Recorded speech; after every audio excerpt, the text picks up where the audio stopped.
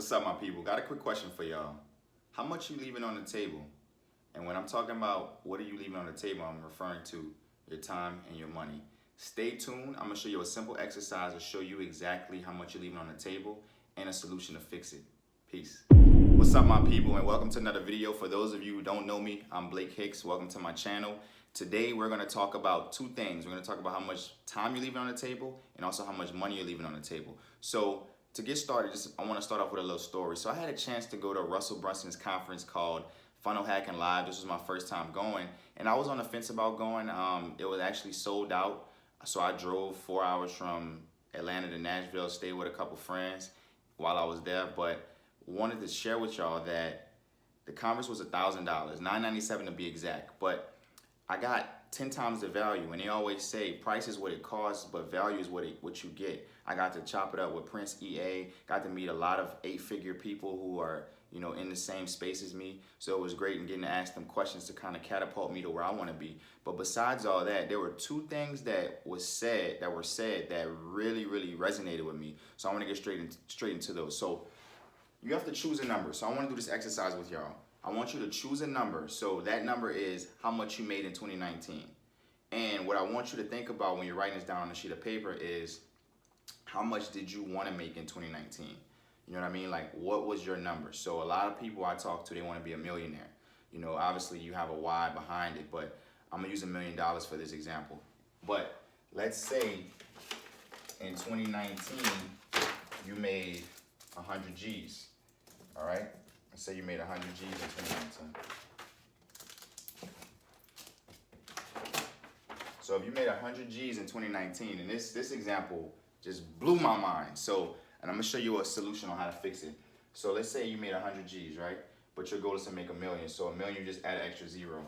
So we'll do it like this. All right, so you got, that's a milli. Can y'all see that? All right, that's a milli. So if you want to make $1 million and you didn't in 2019, and let's say we're in 2020 now with this coronavirus and all this going on, it's gonna be tougher, but you just gotta adapt. So all it is an adaptation. So now, what you are missing out on, you're not really making 100 G's, you're losing 900,000 every year that you don't make $1 million. So every year that you go, year after year after year, this is accumulating. So this will be 1.8 million in 2 years. So if you don't make $1 million this year and you want to make $1 million last year too, then you've really lost out on 1.8 million. And so what he was getting at is, if you don't have the expertise and you don't have the resources to make $1 million, you need to find a mentor. So obviously Russell Brunson's a multi-millionaire. I would love to, for him to be my mentor. But at the same time, it's like you have to be able to be creative and resourceful with where you are right now on how to get to him to be your mentor. Because I'm sure his mentorship costs thousands and thousands of dollars monthly to be in his inner circle because of my next point I'm about to get into, which is time. So with that being said, write your number down. Write your number down that you made last year in 2020. Write the number that you wanted to make. And then that's how much you're missing out on every year that you don't make it. So the problem I have with people is, and I talk to a lot of business owners and stuff like that, but the problem I have is they're more concerned with what they might lose instead of what they might gain. So let me explain.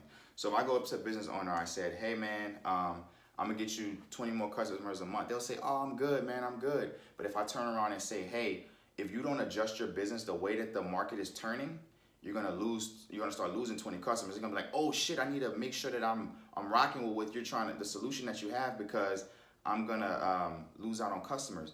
People are more concerned with what they're gonna lose more than what they're gaining. Same thing with taxes. If I say, hey, the government's gonna hit you with 5 G's on your taxes next year if you don't do this. But I say, hey, if there's a loophole that you're not aware of, and you could get extra $4,000 back on your taxes.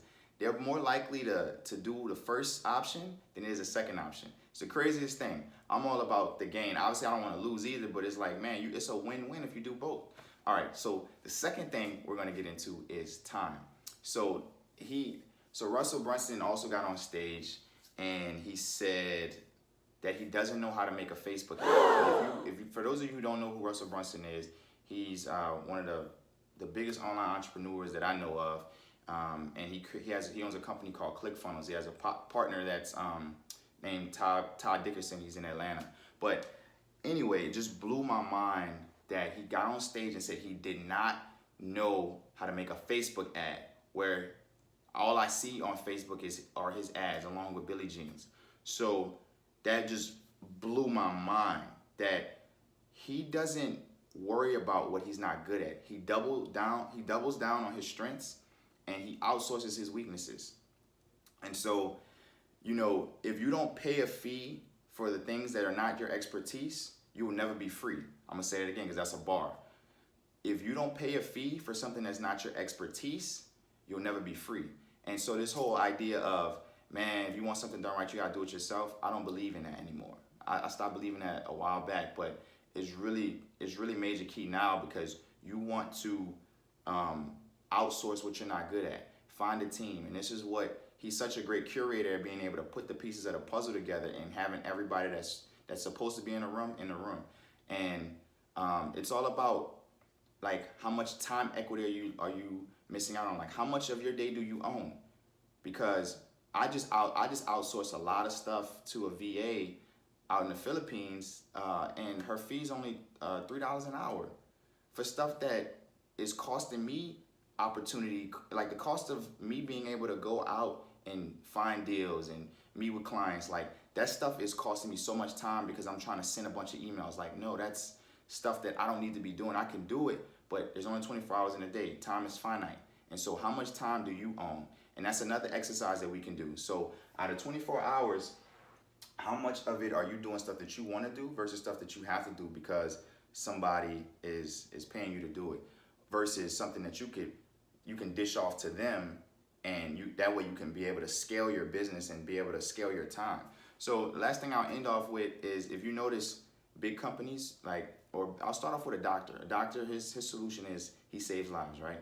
But the doctor usually has partners, and that way he doesn't have to be there all day. And if he is there all day, he can still see more patients because he has his partner seeing him and he cuts them a check.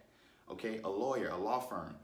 If you own the firm and you have 30 lawyers working for you, they all pay you a fee, and you still being able to serve more clients, which is what you want to do anyway.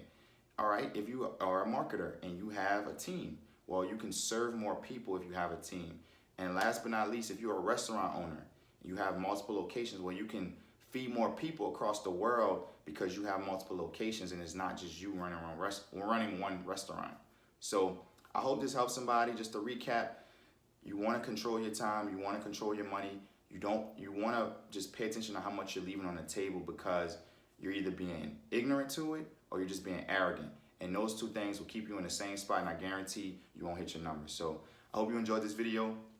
Make sure you like, subscribe, comment, share it with some people that, especially in this pandemic where we have all this time to really reflect, this is your time to double down on your strengths and find people that are willing to do these jobs, I might say, because they have the expertise, and you can focus on that, and that way y'all can both be happy and you can serve the people that matter to you.